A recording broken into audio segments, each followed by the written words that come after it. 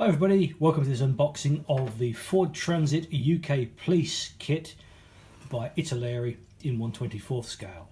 I've just started this video again because I realised that the flash wasn't on when I did it the first time and you couldn't really see what I was talking about. So, here we go. Quite a big box. On the front is what appears to be a photoshopped photograph of the finished kit. And I think I'm right in saying this is a Mark II Transit. It's the low roof, short wheelbase version with single rear wheels. So the smallest Transit you could get. On the side of the box we have some information about the Transit together with some photographs of the finished model. Always good to have that. A paint guide there. On the box end, the same image. And on this side of the box, a couple of shots of other packs available from Italeri. Okay, let's have a look and see what we get inside this very large box. So you'll see that I have actually taken some of these things out of the bags already, but I shouldn't worry at all. Instructions and decals, I'll come back to that later on. So let's start with this one-piece body shell, which looks really nice. If you're familiar with the Mark II Ford Transit, to me at least, it looks very, very accurate in terms of the way the body is moulded, those styling lines there, the same with the front wings and bonnet. It all looks really good. And though I think this kit was originally released many years ago, perhaps by Esky, the mould looks in really good shape. The details are quite crisp. The things like the handle there is nice and proud. Same with the body side mouldings. I'm not really seeing any flash anywhere either. I'm not really seeing any flash. I'm not really seeing any sink marks. That's a great start, I think. Right, what else we've got here? Miraculously, already unbagged. I think this is the rear load bay floor. Bulkhead that goes between the cab and the load carrying area, and then these separate doors. So we've got a separate rear tailgate.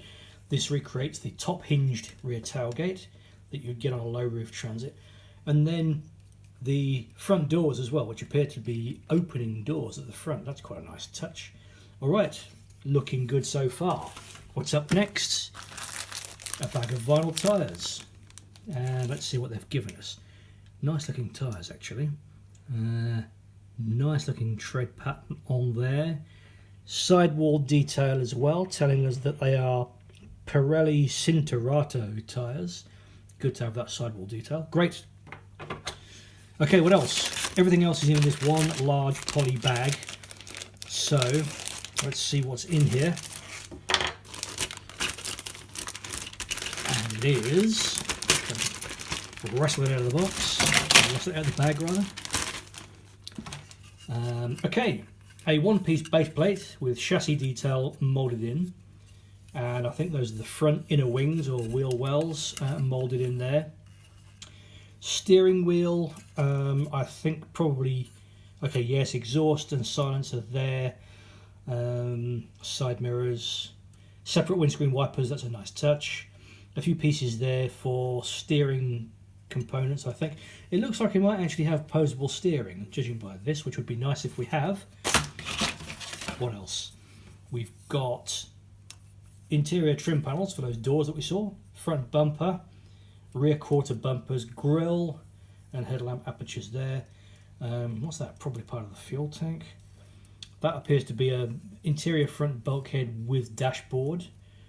Hey, look at this. We've got a right-hand drive dashboard with a binnacle on the right and a left-hand drive dashboard with a binnacle on the left, so you can make it left or right-hand drive. What a nice touch. Great attention to detail. Love that. Okay, detail pieces for the underside of the engine, sump and transmission there. Relatively basic.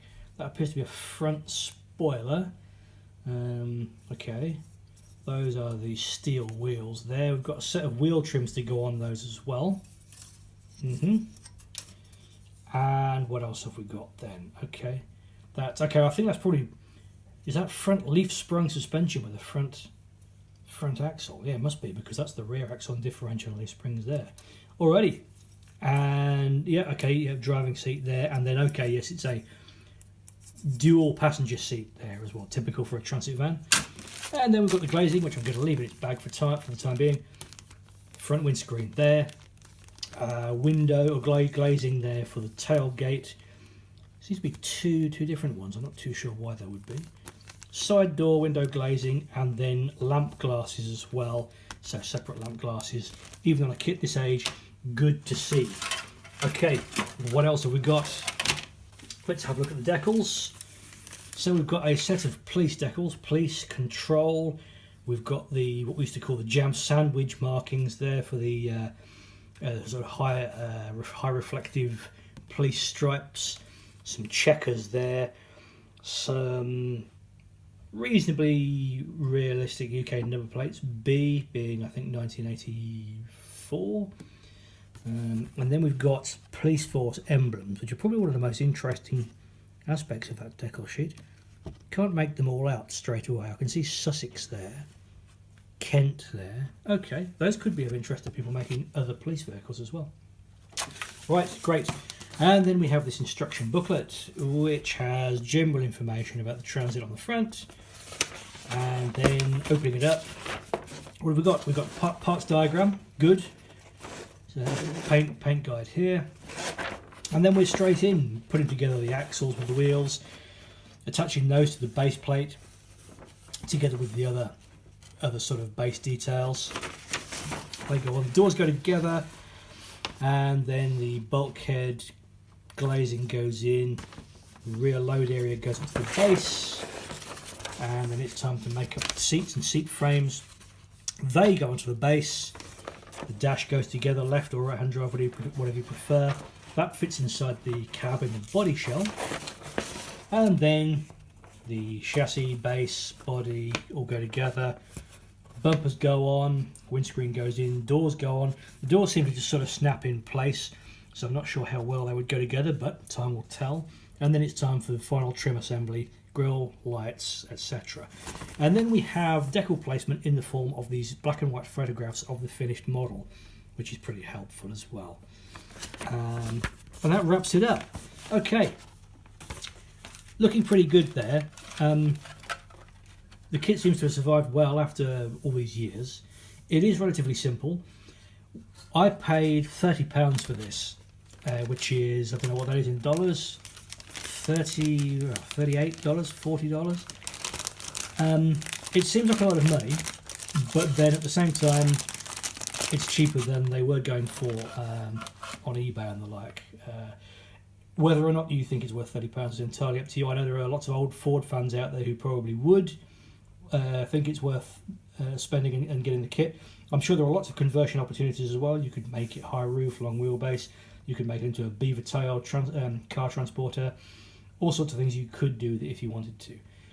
Okay, thanks very much for watching.